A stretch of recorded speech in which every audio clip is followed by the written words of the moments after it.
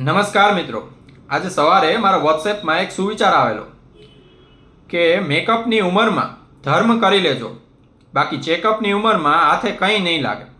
આ વાક્ય સાંભળતા થોડુંક હાસ્યાસ્પદ લાગે, પરંતુ જીવનનું એક ગહન સત્ય બતાવી જાય છે. ખરેખર યુવાનીમાં આપણે બાહ્ય દેખાવ પાછળ દોડીએ છીએ, પોતાના બાહ્ય દેખાવને સુંદર બનાવીએ છીએ, પરંતુ આંતરિક મન અને આત્માને આપણે ક્યારેય સુંદર બનાવ્યા એના વિશે વિચાર્યું?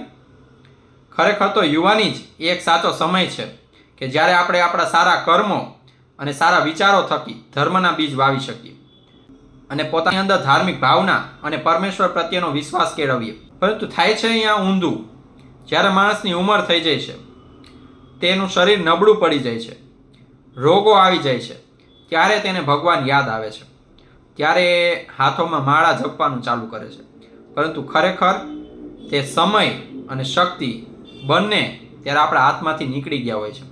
એટલે યાદ રાખજો કે જીવનમાં અત્યારે કરેલા સારા કર્મો અને ધર્મનું પાલન એ જ તમારા જીવનના અંતિમ તબક્કામાં તમને શાંતિ અને સંતોષ આપશે.